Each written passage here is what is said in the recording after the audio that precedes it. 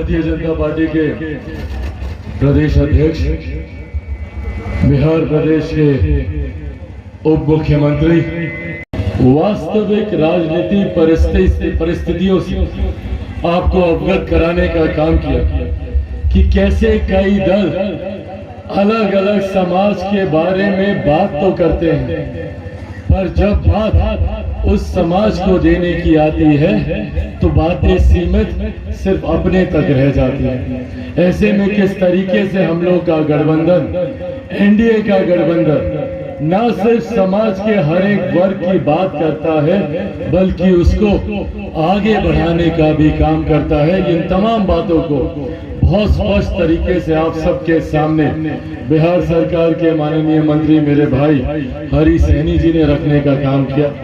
यहाँ से मेरे साथी, हमारे भाई, आप सबके लोकप्रिय विधायक आदरणीय राजीव सिंह जी मौजूद। इस समय पासवान का प्रणाम। साथियों, आज जब हम लोग यहाँ पर चुनाव की पूर्व संध्या में मौजूद हैं, आज सिर्फ एक बात आप लोगों से कहने आए। जरूरी है हम लोग का मुख्य धारा के साथ जुड़े रहें। पिछले 10 साल में एक सांसद होने के नाते मैंने अपने क्षेत्र के विकास को लेकर कई तरीके के प्रयास किए, कई सफल हुए, कई अभी भी प्रयासरत हैं।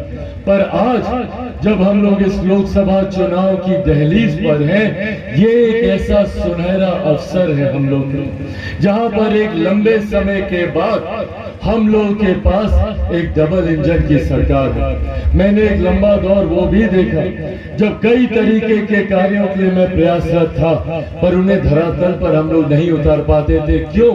क्योंकि बिहार में विरोधाभास की सरकार थी, जबकि हम लोग को केंद्र से पूर्ण समर्थन मिलता था, वो समर्थन हम लोग को बिहार राज्य से नहीं मिल पाता था। पर आज हम सब के लिए ये गर्व की बात है कि आज बिहार सरकार में उप मुख्यमंत्री के रूप में हम लोग के अपने भाई, तारापुर से अपना बेटा आदरणीय सम्राट चौधरी जी वहां पर मौजूद है, जो हम लोग को विश्वास को बढ़ाने का काम करता है कि आने वाले दिनों में जितने कार्य जो लंबित रह गए हैं उसको हम लोग मजबूती से धरातल पर उतारने का काम करेंगे। साथियों, आज देश में जहां एक तरफ आदरणीय प्रधानमंत्री नरेंद्र मोदी जी देश को विकास की राह पर तीव्र गति से आगे लेकर जाने का कार्य करें, ये बात हम में से किसी से नहीं छुपी है कि आज देश में ही नहीं दुनिया में भारत का डंका बजता है। आज दुनिया के किसी भी कोने में चले जाइए,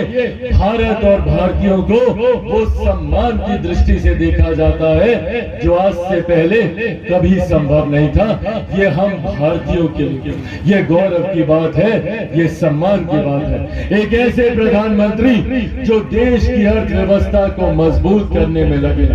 कई लोग कहते हैं अर्थव्यवस्था संभवतः अर्थशास्त्रियों से जुड़ा हुआ विषय है, पर जब एक देश की अर्थव्यवस्था मजबूत होती है तो हर राज्य का राजस्व बढ़ता है। जब राज्य का राजस्व बढ़ता है तो हर क्षेत्र का आर्थिक विकास होने लगता है, और जब हर क्षेत्र का आर्थिक विकास होता है तो हर गरीब व्यक्ति के हाथ में ज्यादा कमाई आती है, प्रति व्यक्ति आय में इजाफा होने लगता है।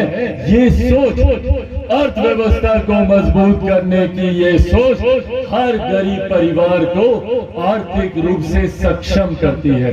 और यही कारण है कि आज देश में लगभग 25 करोड़ से ज्यादा परिवार ऐसे हैं जो कि गरीबी रेखा को पार कर मुख्य धारा के साथ जुड़े हैं। और ये लक्ष्य अगले 5 साल में देश को दुनिया की तीसरी सबसे मजबूत अर्थव्यवस्था बनाने का है। जब ये तीसरी मजबूत अर्थव्यवस्था होगी तो और कई ऐसे करोड़ों परिवार होंगे जो पूर्णतः गरीबी रेखा से बाहर आकर मुख्य धारा के साथ जुड़ेंगे। पहली बार देश के किसी प्रधानमंत्री ने हमारे देश को विकसित देश बनाने का संकल्प लिया। सन 2047 तक हमारे देश को एक विकसित देश बनाने का संकल्प हमारे प्रधानमंत्री जी के द्वारा लिया गया। इसके मायने क्या है? कोई भी देश विकसित देश तब बनता है जब हर राज्य विकसित राज्य बनता है, और हर राज्य विकसित राज्य तब बनेगा जब उसका हर जिला विकसित जिला बनेगा। हर जिला विकसित जिला तब बनेगा जब हर विधानसभा विकसित बनेगी, हर प्रखंड विकसित बनेगा, हर पंचायत विकसित बनेगी और हर गांव एक विकसित गांव बनेगा।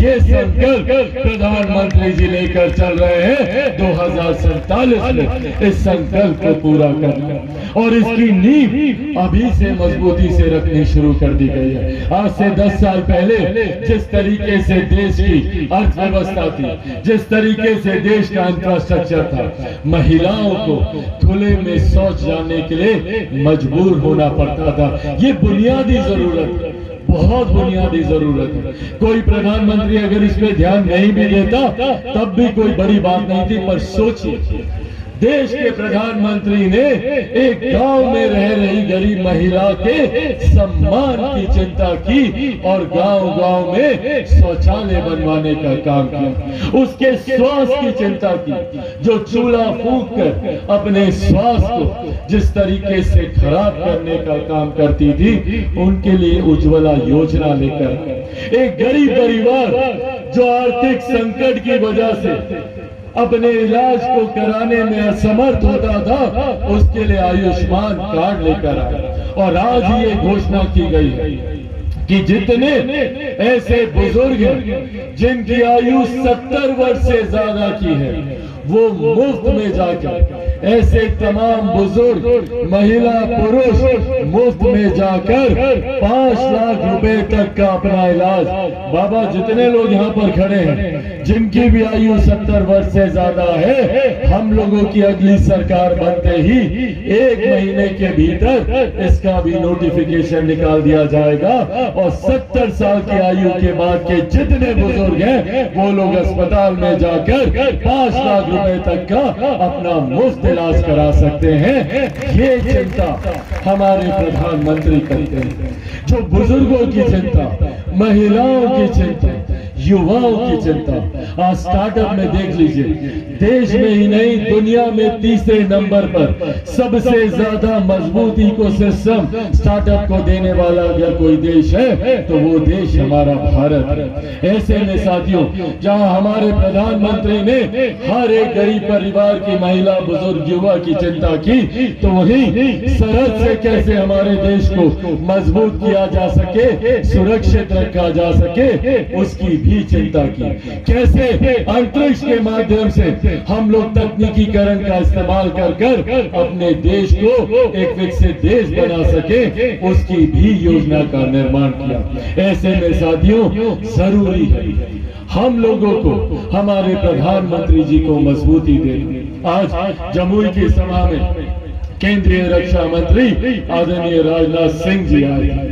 जिस तरीके से आज भारत हमारे विरोधी देशों को जवाब देने का काम करता है, हम लोगों ने वो दौर भी देखा जब हमारे देश में आतंकी हमारे घर तक घुसकर आते थे, हम पर हमला करके जाते थे। और आज प्रधानमंत्री जी के नेतृत्व में, आदरणीय राजनाथ जी के नेतृत्व में भारत इतना सशक्त देश बना है कि जब एक गोली इधर से चलती है तो यहाँ से चलाने में फिर गोलियां गिनी नहीं जाती, घर पर घुसकर वार किया जाता है।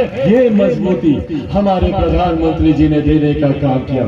इसीलिए साथियों, आज आग्रह करने आया हूं। पिछले 10 साल से सांसद के तौर पर हर वो कार्य जो मैं अपनी केंद्र सरकार के पास लेकर गया, उन्होंने उसको स्वीकृति देने का काम किया। मेरे लिए बड़ी बात है जब मेरे प्रधानमंत्री मुझे गले लगाकर अपना छोटा भाई कहते हैं। मेरे लिए ये बड़ी बात है जब आदरणीय राजनाथ सिंह जी, आदरणीय गृह मंत्री अभी अमित शाह जी, जब तमाम वरिष्ठ नेता जब मुझे अपना स्नेह देते हैं, और उस स्नेह के कारण ही जितने लंबित कार्य हैं वो पूरे होते हैं। पर जैसा मैंने कहा कि आज हम लोग की ताकत बढ़ी है।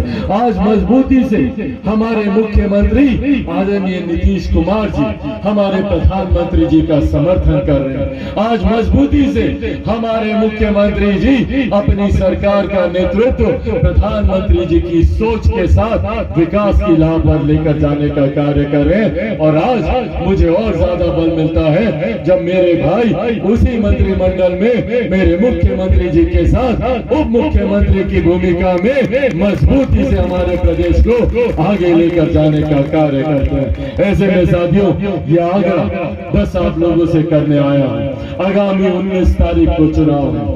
आप लोगों ने दो बार भारी मतों से मुझे अपना समर्थन देने का कार्य किया। इस बार एक राष्ट्रीय अध्यक्ष की भूमिका में मेरे पिता पिछली बार जब आप लोग के बीच आया था चुनाव के दौरान, उस वक्त मेरे नेता मेरे पिता आदरणीय रामविलास पासवान जी, आज वो इस दुनिया में नहीं और उनके जाने के बाद मेरा व्यक्तिगत जीवन, मेरा राजनीतिक जीवन कई उतार चढ़ाव से गुजरा।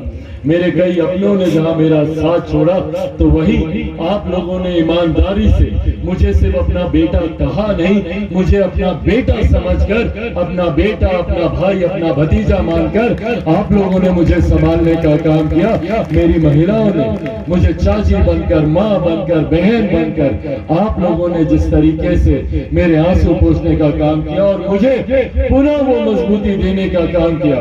पिछले 2.5-3 सालों में जिस तरीके से आप लोगों ने मुझे संभाला है, उसके लिए मैं उम्र भर आपका आभारी रहूंगा।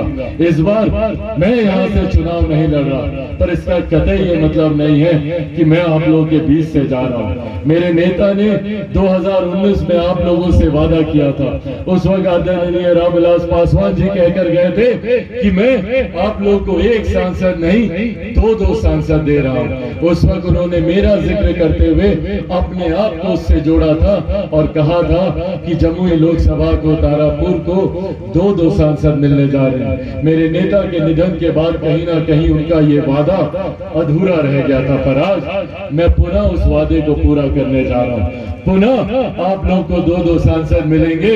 अरुण भारती जी के रूप में आपको अपने सांसद मिलेंगे, तो वही मैं भी उसी भूमिका में रहूंगा जिस भूमिका में मैं पिछले 10 साल से रहा।